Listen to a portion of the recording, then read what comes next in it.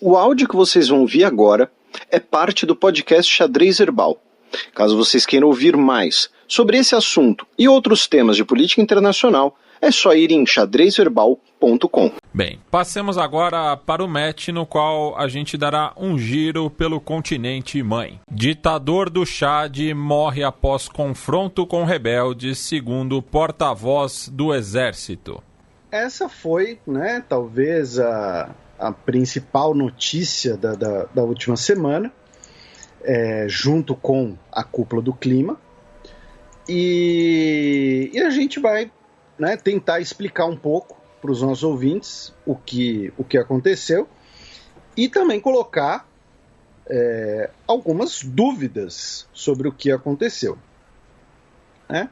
A gente falou do Chad em tempos recentes, a gente sempre fala muito da região do Sahel e especialmente da presença francesa na região do Sahel, que tem ali vários dos países da região foram colônias da França, foram parte do Império Militar, do Império Colonial Francês, e também são importantes para o suprimento de materiais, de matérias-primas para a França, incluindo aí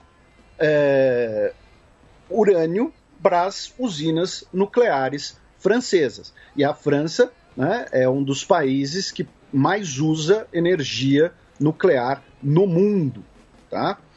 Então, o Níger, especialmente, acaba sendo o foco dessa exploração de urânio, que é ali na vizinhança. Então, vamos lá. A notícia é que o Idriss Déby, que tinha 68 anos e tinha acabado de ser reeleito, entre aspas, para presidente do Chad, cargo que ele ocupava... Sexto mandato, né? Pois é, ele ocupava desde 1990, o cargo. Então, ele foi morto na linha de frente, tá? Ele estava, segundo o porta-voz, o general Azen Bermendal Aguná, estava defendendo a integridade territorial no campo de batalha. É com grande amargura que anunciamos ao povo chadiano sua morte.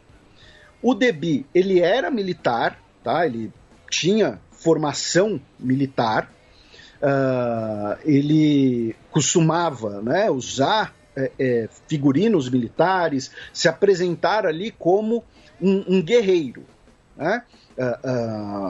Teve uma matéria no Le Monde que fala justamente sobre isso, de como ele tentava sempre transmitir a imagem de ser um guerreiro. Tá? E até, assim, tem até algumas das fotos que foram utilizadas nos obituários dele, ele tá com um dashiki, só que verde oliva. Pois é. E aí ele morreu na linha de frente, ferido durante os combates. Com todo o respeito, eu suspeito um pouco dessa justificativa oficial, porque eu acho muito improvável, não faz muito sentido o comandante supremo ir para a trocação de tiro, linha de frente mesmo. Então é possível que ele tenha ido vistoriar o fronte, e aí nisso o local onde ele estava tenha sido atingido por um morteiro, por um obus, e, se foi o caso, alguém pode ter passado as informações da localização dele, ou então ele pode ter sido retirado do poder, de maneira violenta, para que aquela coisa que a gente sempre fala, às vezes alguma coisa precisa mudar para que tudo continue como está. Por quê? Porque nesse momento, quem o sucede, é o Conselho Militar de Transição. E quem comanda o Conselho Militar de Transição? o ex-comandante da Guarda Presidencial, o general Mahamat Deby Itno, que é o filho do Idriss Deby. O nome dele é Mahamat Deby, filho do Idriss Deby. Então, eu não estou falando que o filho matou o próprio pai, tá, gente? Pelo amor, tá? Eu estou comentando tu, Mahamat. Só estou colocando que, assim, eu acho muito estranho o comandante em chefe das Forças Armadas, de 68 anos de idade, morrer no fronte. É uma narrativa que não faz sentido, realmente. Pois é, assim, você teve, por exemplo, durante a Segunda Guerra Mundial, o maior conflito da humanidade, você teve pouquíssimos generais que morreram em ação, né? Killed in action. Você teve pouquíssimos, mesmo na Segunda Guerra Mundial. E aqui a gente não está falando de uma guerra, de um conflito armado com rebeldes líbios, né? Isso, e a gente vai entrar nessa origem histórica, né, do conflito. Mas a grande questão para mim é que tudo me parece muito estranho. Né? Não sei. Então, assim, não tem imagens. Tudo me parece muito estranho. Tá? Como consequência direta, né? A população da capital iniciou uma série de protestos, temendo, né, que a morte do Idriss Deby significasse um avanço, né, dos rebeldes, significasse uma ofensiva dos rebeldes rumo à capital. O governo francês lamentou a morte de um amigo corajoso que elogiou o forte apego à estabilidade e integridade territorial do Chad, expresso por Deby, tá? O governo dele sempre foi visto como um aliado contra não apenas um terrorismo islâmico recente na região, mas também contra os governos do período pós-Guerra Fria, que eram vistos como hostis ao Ocidente, especialmente quem? Muammar Gaddafi. Embora, é importante colocar isso também, o Idriss Deby foi abrigado pelo Gaddafi, tá? Na década de 1990. Na década de 1980, desculpa. Tá? Então, também tem isso. Aí o Matias já comentou, né, que seriam rebeldes com apoio da Líbia. Lembrando que hoje, né, não existe exatamente Líbia, né?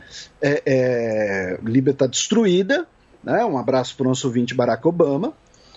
E esses rebeldes dentro do Chad, eles são apoiados especificamente, mais precisamente, pelo Califa Haftar, que é aquele general líbio que fazia parte do governo Gaddafi, lidera o setor de Tobruk, né, da política líbia, e que é Tobruk, que foi um dos palcos da Segunda Guerra Mundial. Isso, foi um dos principais teatros ali do norte da África. O Califa Haftar, que chegou a ser capturado por forças do Chad em 1987, tá? E o Califa Haftar principalmente se vê como um sucessor do Muammar Gaddafi. Um sucessor não apenas no poder, mas também um sucessor ideológico. A ideia ali de uma república desenvolvimentista, secular, porém ainda um pouco distante do desenvolvimentismo árabe, né, do nasserismo, com ali uma bandeira própria. Depois ele foi visto como um traidor do Gaddafi nos anos 1990, porque nada disso vai ser sempre simples, né? E por que ele estava no Chad em 87? Né, ele foi capturado no Chad em 87. Porque nós tivemos, na década de 1980, no final da década de 1970, na verdade ainda, né, uma guerra entre Líbia e Chad, né? Nesse caso do conflito, era motivado especificamente por uma divergência fronteiriça, tá? Você tinha ali uma disputa fronteiriça entre dois estados pós-descolonização, é algo que a gente já comentou várias vezes aqui que acontece, né? E que aconteceu, melhor dizendo, e por conta dessa disputa fronteiriça, você tinha essa guerra entre Líbia e Chad durante o final dos anos 70, anos 80, e nesse contexto você teve o governo do Chad apoiado pela França e pelos países pró-ocidente da África, naquele momento, né, lembrando o contexto de Guerra Fria, como Zaire e Nigéria, e do outro lado, a Líbia apoiando rebeldes dentro do território do Chad, incluindo também movimentos islamistas e apoiados pela União Soviética e pela Alemanha Oriental. Tá? Então, é um conflito que começa por território, no período da Guerra Fria, e que, posteriormente, acaba também se tornando um conflito, entre aspas, ideológico, no sentido de a Líbia, com setores mais islamistas, né, o Islã político, e anti-ocidentais, anti-europeus, anticoloniais, e as forças pró-ocidente. Tanto que o Déby, como a gente mencionou, a morte dele foi lamentada pela França, ele era visto como um cara que estava no poder graças ao apoio francês. Não vou chegar ao ponto de dizer que ele era um fantoche francês, mas o apoio francês era, sem dúvida nenhuma, essencial para ele. Ele foi um comandante militar na guerra contra a Líbia e, como resquício desse conflito, você tem no norte do Chad grupos que são contra o governo central, contra o governo da capital, que é visto como um governo pró-ocidente ou um governo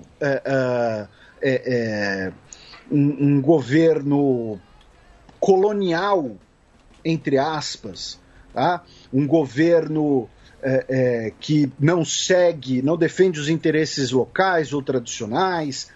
Então, desse resquício de conflito, tá, surgiram o Fronte Unificado de Forças pela Democracia e Desenvolvimento, e desse fronte saiu um outro grupo, a Fronte pela Mudança e Concórdia no Chad, que é chefiada pelo Mahamat Mahdi Ali, que é o grupo que está atualmente, desde 2016, em conflito em Levante contra o governo central do Chad e também em operações na Guerra Civil da Líbia. Tanto que esses grupos rebeldes no Chad, pós-guerra com a Líbia, pós-Guerra Fria, pós-dissolução da União Soviética, né, na década de 90, ficou todo mundo ali, né, meio low profile. Né? Com a deposição do Gaddafi, especialmente em 2011, a destruição da Líbia, a guerra civil na Líbia, você acaba tendo uma retroalimentação desses grupos dentro do Chad, que está ali do lado. E você não tem uma fronteira extremamente definida. A fronteira é o Saara, né? É uma fronteira porosa. Então, aquela disputa territorial que a gente mencionou, que motiva o conflito, é por conta da faixa de Al-Zu, que é onde tem, inclusive, o oásis de Al-Zu, que fica, vejam só vocês, nossos ouvintes, na região hoje controlada em parte pelos rebeldes, na região que o Chad chama de Tibesti. Então, esse conflito interno no Chad hoje, que custou a vida do presidente / ditador do país desde 1990, tem origem tanto numa disputa fronteiriça com a Líbia, quanto com visões, alinhamentos internacionais de pró e anti-Ocidente e de questões religiosas na vida política, na vida social, e ganhou força, voltou a ganhar força com a Guerra Civil na Líbia. Porque, inclusive, no início dos anos 2000, né, a gente teve aquela fase do Gaddafi, paz e amor, né? Que ele tentou, né, melhorar as relações políticas, teria financiado a campanha do Sarkozy, não estou falando que financiou, tá? Não falei nada, tá? Mas que o Sarkozy foi condenado por algumas coisas, foi. O filho dele foi jogar bola na Itália, ele era amigo do Trump, inclusive... Amigo do Lula. Montou acampamento em Nova York.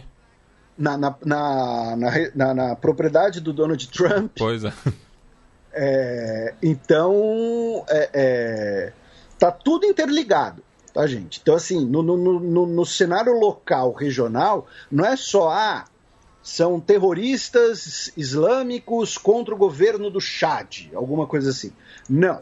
Você também tem questões históricas envolvidas, questões de relações internacionais, de questões geopolíticas, do interesse da presença francesa no centro do continente africano, a destruição da Líbia, todas essas questões, tá? Tanto que não é a primeira vez que ocorrem levantes desse tipo dentro do Chad, e também não é a primeira vez que a França manda tropas para o Chad para auxiliar os seus aliados.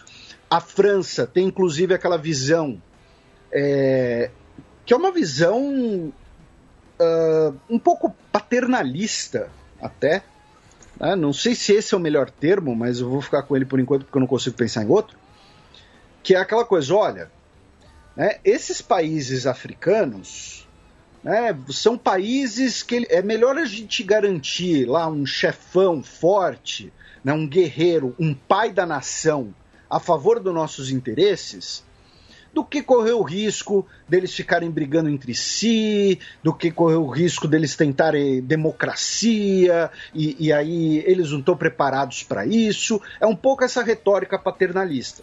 Mas se tiver algum conflito armado e vierem levas de imigrantes para cá, a gente não aceita, não. É a mesma retórica, por exemplo, acho que você vai concordar comigo, que era a retórica do Mobutu. Sim. Que mantinha o Mobutu ditador do Zaire, como personalidade internacional, um governo altamente escandaloso, tanto de violência quanto de corrupção, é melhor deixar o nosso cara ali e, pronto, legal. E antes que alguém fale que a gente está sendo parcial e tudo mais, não que a União Soviética, por exemplo, não tivesse raciocínios semelhantes, por exemplo, com o Gaddafi durante a década de 80. Né? Durante a década de 80, o Gaddafi era o meninão da África. Né? Um cara visto como o principal líder revolucionário africano anti-Ocidente. Né? Talvez o principal. Né? Então, é um pensamento um pouco paternalista e que garante esses governos autoritários, centralizados, e que vão administrando esses conflitos locais. Então, esse conflito existe, esse conflito tem razões históricas, esse conflito tem vários meandros, tem presença especula-se presença, por exemplo, de mercenários russos no Chad também. Tá? Você tem várias nuances, mas, ainda assim, eu acho muito esquisito o presidente do país, de 68 anos de idade, morrer no fronte. Tem caroço nesse angu. Ou alguém que ele confiava passou informações para o inimigo, falou, olha, ele vai estar no local tal, dia tal, hora tal, entendeu? Direciona a artilharia para lá, joga uns morteiros lá e vamos ver o que acontece. Ou ele foi passado para trás pelos seus aliados mais próximos, o que pode até mesmo envolver o filho dele.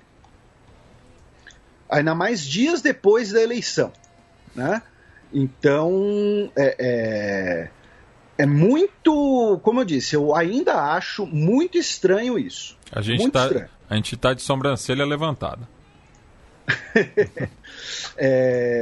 E outra, o Conselho Militar de Transição ontem anunciou que a Constituição está suspensa, tá? Então, assim, eles têm poderes emergenciais, tá? Como se fosse lei marcial, tá? Então ainda tem essa. Ou seja, então quem está chefiando o país com todos os poderes possíveis é o filho dele. Então, como o Matias falou, a sobrancelha fica um pouquinho levantada, né? Porque é sempre esquisito isso. Pode ser, falando sério, pode ser que, sei lá, uma bala perdida, entendeu? Um disparo despretensioso foi lá, atingiu o Déby? Pode ser. Mas eu não vou pôr a minha mão no fogo por isso. Tá? A não ser que apareçam, sei lá, imagens, vídeos, alguma coisa assim.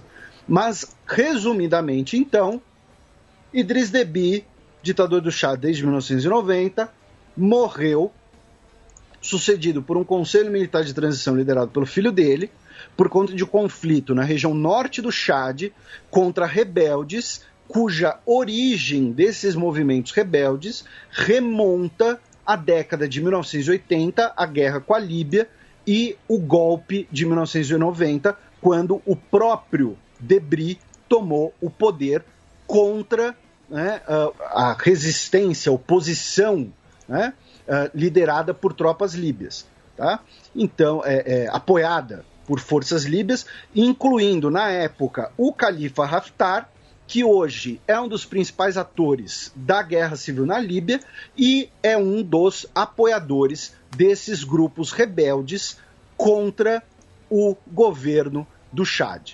Né? Então, assim, é quase um círculo da vida, né? já diria Rei Leão. E também a presença de grupos islamistas, possivelmente filiados do Daesh, da Al-Qaeda, alguma coisa assim, como tem ocorrido por todo o Sahel. Tá? Outro líder importante de oposição hoje no Chad, da gente citar, um ex-aliado do Déby, é o Mahamat Nouri, tá? Que é um muçulmano do norte do Chad e que hoje é um dos líderes daquele fronte armado contra o Déby, formado em 2006, tá? Que aí teve um grupo que rachou e que é o grupo que atualmente, né, está em guerra contra o governo. Tá? Então esse é outro nome para vocês ficarem de olho, Mahamat Nouri, tá? Fica de interesse aí para vocês. E de qualquer maneira, a França continua e continuará sendo o fiador de quem estiver ou desejar ocupar o poder no Chad. Então, se o filho do Déby, né, é que ele também chama, né? Então, assim, vamos chamar ele de Mahamat. Né? Se o Mahamat quiser ocupar o poder, continuar no poder, ele certamente vai precisar de apoio francês, no mínimo da anuência da França. Tá? E aí, para entrar nas notícias de hoje, tivemos o funeral de Estado do Idriss Déby, com a presença do Emmanuel Macron, presidente da França, também presidente do Níger, presidente da Mauritânia. Tá? Depois do funeral de Estado, da cerimônia na capital, o corpo dele foi transportado de avião para a vila de origem dele, onde ele nasceu, de Andarajás, que fica perto da fronteira entre o Chad e o Sudão. Tá? A cerimônia, o funeral, foi presidido pelo seu filho, justamente o Muhammad, né? Ou seja, ali você já ter uma espécie de beijamão, né? do novo líder, né? Aquela questão que uma vez eu fiz um texto, muito tempo atrás, porque os generais de Alexandre o Grande ficaram brigando pelo corpo dele, pelo cadáver, literalmente. E até hoje a gente não sabe onde o Alexandre o Grande está sepultado, porque alguém escondeu o cadáver. Por quê? Porque, basicamente, quem sepultasse ele poderia se dizer sucessor. Então todos eles queriam fazer isso. Então é mais ou menos isso, estou aqui sepultando o grande pai da nação, grande líder, meu pai, e beija aqui minha mão, eu sou o novo líder, tá? Então o Macron certamente já conversou ali com ele e tal. Ele disse que em 18 meses o país realizará novas eleições, tá? Então ainda está longe de ser resolvido. Temos que ver qual vai ser a postura francesa e essa história continua me cheirando mal. Mais sobre o Chad, meu caro Matias? Não, sigamos. A gente vai agora para outro país landlocked, vamos para Burkina Faso, já que o ex-presidente Compaoré foi condenado em relação ao assassinato do Thomas Sankara. Thomas Sankara, um dos principais líderes africanos, né, desse processo de descolonização. Você já falou bastante dele aqui, por exemplo, quando você falou da questão do nome do país, né? Isso. Que era Alto Volta, né? Era Alto Volta, e ele foi responsável pela mudança da nomenclatura e também foi o compositor do hino. E aí o Blaise Compaoré, que liderou o golpe militar que depôs e assassinou, né, o Thomas Sankara, e governou o país de 87 a 2014, quando ele foi derrubado por uma revolta popular e fugiu para a Costa do Marfim. E agora, o Tribunal Militar em Burkina Faso determinou que o Blaise Compaoré vai ser julgado pelo homicídio, tá, por 2 crimes. Cúmplice para assassinato e um ataque contra a segurança nacional. Claro que estão usando, entre aspas, né, a morte do Sankara como uma maneira de processar e expurgar o ditador anterior. Mas ainda assim, existe um motivo para isso, existe o assassinato. O assassinato foi realizado, né, em 15 de outubro de 87, quando Sankara e o seu gabinete, outras 12 pessoas, foram todas mortas, né? Em 2015, inclusive, o corpo do Sankara foi exumado, o cadáver estava com diversos ferimentos à bala, tá? Então não é que foi um tiro despretensioso, uma bala perdida, não. O corpo dele estava com diversos ferimentos à bala e existe uma pressão muito grande da população de Burkina Faso, né, pedindo pelo julgamento, pedindo pela justiça, pelo assassinato. Resta ver se a Costa do Marfim vai extraditar ele para Burkina Faso. Segundo a Al Jazeera, o governo da Costa do Marfim e o governo de Burkina Faso possuem um tratado de extradição. Porém, o governo da Costa do Marfim, o governo do Ouattara, se nega a cogitar a possibilidade de extradição. Então, e novamente, né, tudo que a gente falou sobre o Chad acaba também ainda se aplicando. Você tem forças políticas que são vistas como pró-antiga metrópole e forças políticas que são anti-antiga metrópole, no caso, o Thomas Sankara, né? Então, todo esse contexto também de descolonização, de formação dos novos países, formação desses novos estados nacionais, também acaba tendo relação com o assassinato do Thomas Sankara, que começou um processo, né, de reforma profunda no país, e nesse processo ele foi assassinado, né, deposto e assassinado. De Burkina Faso, vamos para o Benin, onde o presidente Patrice Talon foi reeleito com 86% dos votos, já que a maior parte dos candidatos de oposição, inclusive, sequer pôde disputar a eleição. Tivemos o comparecimento de 50% dos eleitores, e desses que compareceram, 86% votaram no atual presidente e outros 11% votaram no candidato de oposição, o Alassane Soumanu, que, na verdade, era visto ali como um aliado, né, do candidato que não pôde concorrer, né, na verdade. E ainda em relação ao Benin, temos uma questão interessante em discussão, que a gente já comentou aqui algumas vezes, porém, temos uma notícia nova, que é que a Igreja Anglicana, tá,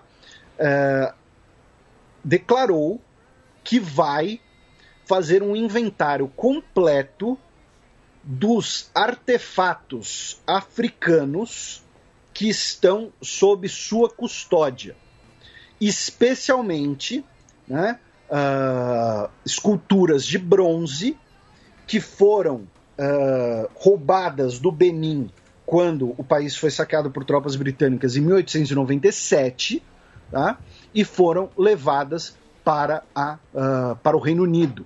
Tá? E nesse caso, quando a gente fala Igreja Anglicana, estamos falando da coroa britânica. Já que, né, o Henrique VIII queria uma igreja para chamar de sua. Né? Então, inclusive, por exemplo, uma das maiores coleções de patrimônio histórico arqueológico do Benin do mundo está no Museu de Arqueologia e Antropologia de Cambridge. Ao que me consta, Cambridge não fica no Benin. Posso estar errado. Tá? Mas é longe de Porto Novo, viu? E claro, né, para quem viu, por exemplo, Pantera Negra, né, sabe dessa relação, né, viu um pouco dessa relação. O único filme da Marvel que agradou Matias Pinto. Do Benin, vamos para Cabo Verde, nossos primos lusófonos, que realizou eleições no último dia 18 de abril. O país é parlamentarista, são 72 assentos na Assembleia Nacional, ou seja, quem levar 37 para casa ganha, vence o governo, e o Ulisses Correia e Silva continuará premier de Cabo Verde, ele que é do Partido Cristão Democrata Movimento pela Democracia. O seu partido tinha 40 assentos, perdeu 3, mas com 37 continua, né, no poder. Em segundo lugar, ficou a candidata do Partido Africano pela Independência de Cabo Verde, que originalmente era o Partido Comunista de Cabo Verde, hoje é visto como Partido Social Democrata. Era o Partido Africano da Independência da Guiné e Cabo Verde. E o nome da candidata é Janira Hopner Almada. Então, o Ulisses Correia e Silva continuará no poder, ele que foi eleito em 2016, e ele tem muita cara de professor universitário. Eu não sei porque, eu vi a foto dele, tipo, eu já vi ele entregando a lista de presença. Mas ele que, inclusive, é formado em economia pela Universidade de Lisboa. E Cabo Verde, que é um raro exemplo de bipartidarismo na África, né? Você tem entre os presidentes daí, né, desde a sua independência, com o Aristides Maria Pereira à frente do processo, ele que ficou no cargo até 1991, né, houve uma mudança na Constituição e ele passou por 2 mandatos. O poder depois foi transferido para o Movimento para a Democracia, com a presidência do Antônio Manuel Mascarenhas Gomes Monteiro. Voltou depois, né, Partido Africano da Independência de Cabo Verde na gestão do Pedro de Verona Rodrigues Pires, e depois o Jorge Carlos de Almeida Fonseca foi eleito 2 vezes, né, se mantém no cargo, e teremos eleições presidenciais no país em 17 de outubro. Né? Então, assim, acho que nas provas de história de Cabo Verde fica muito fácil fazer o movimento, porque foram 10 anos para cada partido desde a mudança constitucional logo após a independência do país, né? Mas o que eu mais gosto em Cabo Verde é a objetividade do nome da capital. Praia. Praia. Acabou. Qual o nome da capital? Praia. Pois é. Acabou. Pois é. Inclusive, se o pessoal aí da Embaixada de Cabo Verde estiver ouvindo, quiser levar nós pra lá, fazer um programa em loco, alguma coisa assim, a gente vai adorar. Tamo aí. E não é ironia. E a gente continua no mundo lusófono. Agora a gente vai conversar com os nossos primos em Angola, já que o Ministério das Telecomunicações anunciou que a partir dessa última quarta-feira, dia 21 de abril, as atividades da rede de televisão Record, assim como jornais, revistas, sites e rádios afiliados, estão proibidos devido a inconformidades legais. Tá? O comunicado do Ministério diz que a TV Record África tem como diretor executivo uma pessoa que não é angolana, o que é proibido pela lei local, que os jornalistas estrangeiros da Record não estão credenciados, que a direção da empresa não cuidou de corrigir o problema ao longo do tempo que vem operando no mercado angolano, e até regularizarem a situação, ela estará banida. A TV Record África disse que sempre se pautou pela legalidade nos mais de 15 anos presente em Angola e em todo o continente africano, dirá que vai recorrer da decisão, e claro, tudo isso é um desdobramento do que a gente já comentou aqui há um tempo atrás, que a Igreja Universal, né, lembrando que TV Record, Igreja Universal, tudo a mesma coisa, né, tudo um grande conglomerado, né, Bispo Edir Macedo e tal. Algum tempo atrás a gente comentou que a Igreja Universal do Reino de Deus foi banida em Angola por denúncias de que pastores brasileiros cometeram um crime de racismo contra angolanos, que havia discriminação contra pastores angolanos e que existia corrupção, propina e lavagem de dinheiro. E isso não foi um movimento inédito, né, na África Portuguesa, porque já havia acontecido algo similar em São Tomé e Príncipe. Então, assim, eu não sei se é verdade, eu não estou acusando ninguém de nada, tá? Não sei de nada. Porém, o fato você expulsar a Record, né, de Angola é consequência direta, né, dessa expulsão da Igreja Universal do Reino de Deus e dos pastores brasileiros. Né? Houve ali uma tomada, né, pelos pastores angolanos, né, da direção da Igreja Universal local, e que, claro, tudo isso envolve certamente grana. Né? De Angola, nós vamos para Ruanda. Por quê? Com 2 notícias. Né? A primeira é que uma mulher de nacionalidade ruandesa que está nos Estados Unidos, ela será deportada para Ruanda. Em Ruanda, ela responde a 7 acusações de envolvimento no genocídio em 1994. Tá? O nome é Beatriz Munieniese. Por que ela não havia sido deportada antes? Porque ela fugiu para os Estados Unidos depois do genocídio e obteve cidadania dos Estados Unidos em 2003. Porém, uma investigação do governo dos Estados Unidos concluiu que, ao preencher o formulário para a sua naturalização, ela mentiu. Muito provavelmente porque tinha lá a pergunta: você já cometeu crimes? Você é denunciada por crimes? Ela provavelmente falou não. Né?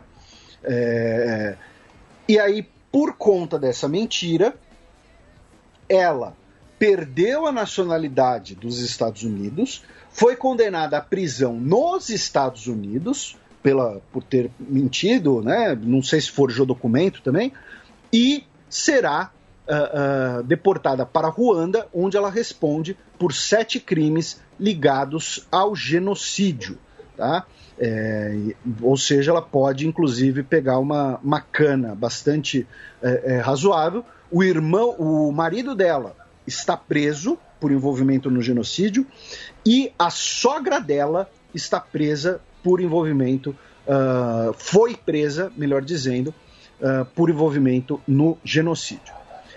E a outra notícia envolvendo Ruanda também está ligada ao genocídio de 1994, lembrando que a gente tem um Fronteiras Invisíveis sobre a história de Ruanda e que a gente fala do genocídio.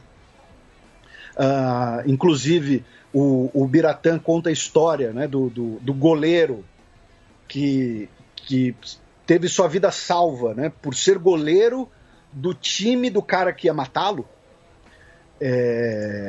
A outra notícia é que é o seguinte: semana retrasada, desculpem, o governo francês publicou um relatório dizendo que a França não foi cúmplice do genocídio em Ruanda. A França, segundo o relatório do governo Macron, tem responsabilidades pesadas e condenáveis, porém não foi cúmplice e não agiu de acordo com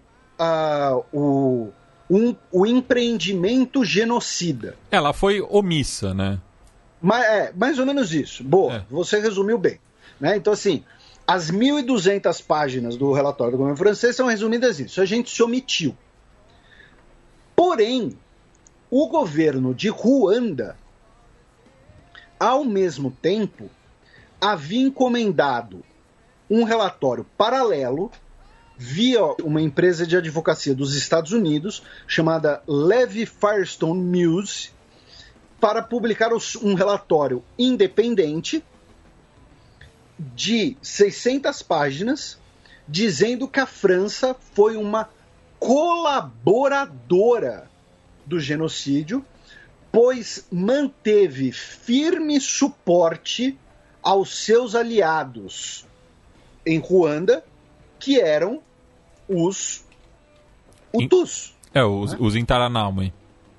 Isso. A milícia paramilitar Hutu. Lembrando que muito provavelmente, né, muito provavelmente não, né, o genocídio, a crise que leva ao genocídio, começa com o abate do avião presidencial. E o abate do avião presidencial de Ruanda, em 94, muito provavelmente foi realizado com um míssil francês. E assim, se eu usar uma pistola francesa para matar alguém, ok, muito provavelmente o governo francês não tem, né? Não tem como controlar onde vão parar todas as pistolas que um país produz. Agora, um míssil antiaéreo não é algo que tipo, putz, perdeu aqui, ai meu Deus, que aconteceu? Extraviou. Nossa, putz, foi parar lá na casa do Felipe e ele usou para abater um helicóptero. Né? Ele abateu o comandante Hamilton. Não. Né? Então, assim, o estopim do genocídio envolve um armamento francês. E com muitos indícios de ter sido fogo amigo, justamente servindo de desculpa para a perseguição da minoria Tutsi, né?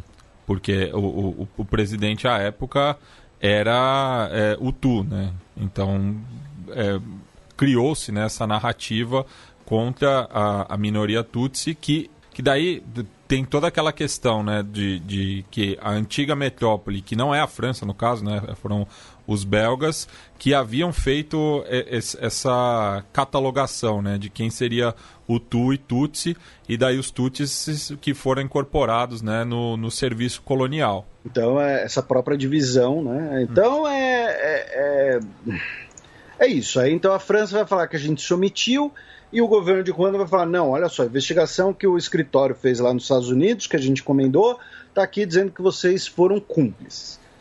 Claro que por trás disso também está a questão de eventuais reparações ou compensações.